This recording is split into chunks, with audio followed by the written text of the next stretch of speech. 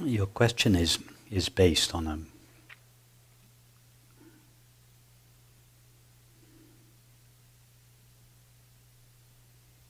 something that we that as a culture that we are deeply conditioned to believe and feel, and that is the belief and feeling that it is I, the body, that is aware. Most people, just going about their lives, they say, it is I, this body, that is aware of my experience. I, this body, am aware of the thoughts that take place, the thoughts and feelings that take place on the inside of me, and the perceptions that take place on the outside of me. But it is awareness, we normally think and feel, is considered to be a property of the body. I, the body, am aware. That is most people's starting point.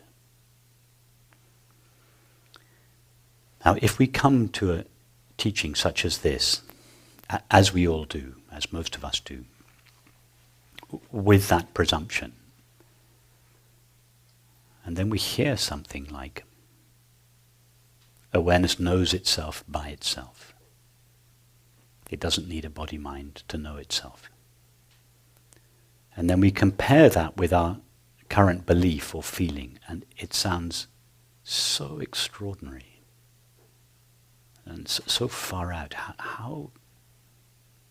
How could awareness know itself without the agency of the body or the mind? It seems impossible. And the reason it seems impossible is because of this deep conviction we have that it is I, the body, that am aware, that is aware. And so this is something really fundamental that we have to understand, that it is not I, the body, that is aware. It is I, awareness, that is aware. A body doesn't have awareness. Awareness, from time to time, has the experience of a body. Awareness is not the property of a body. And this is actually your experience. It is your experience that you are continuously aware. You have never had the experience of not being aware. But the word experience is a bodily word. Experience is an action. Then replace it then with knowing. You have never known the absence of awareness. Or you have never been aware of the absence of awareness. Yeah? But you are quite often not aware of your body. In other words, the experience of your body, and all we know of the body is the experience of it. We have no other evidence for the body other than our experience. And our body is an intermittent experience. Yeah? It comes and goes. Awareness is not an intermittent experience. It is a continuous, or more accurately, an ever-present experience. Now, how could something that is continuous be a byproduct of something that is intermittent?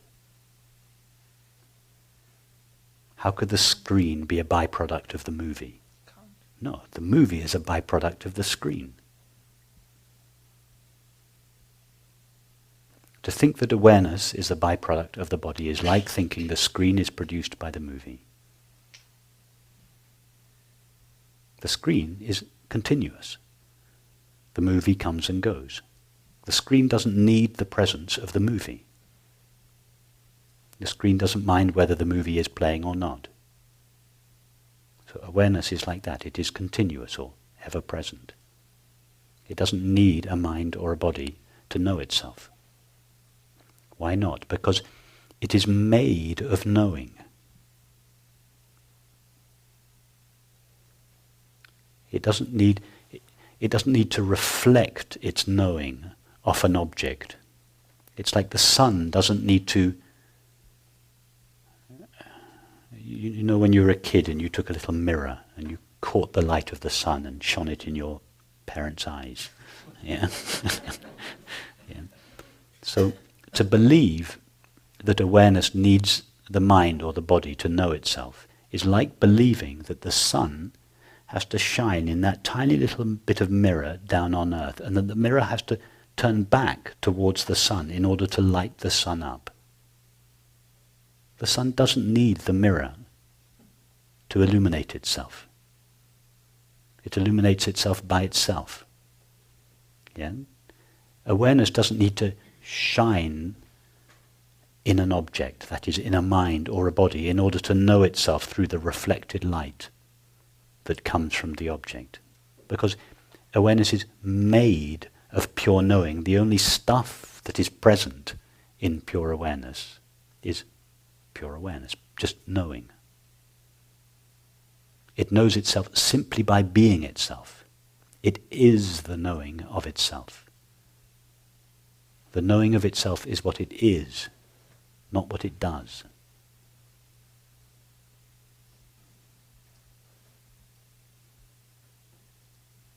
Let me give you another metaphor.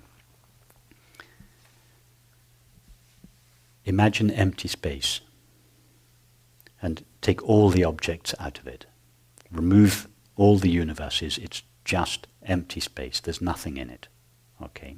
Now add the quality of knowing. So this empty space is not just present.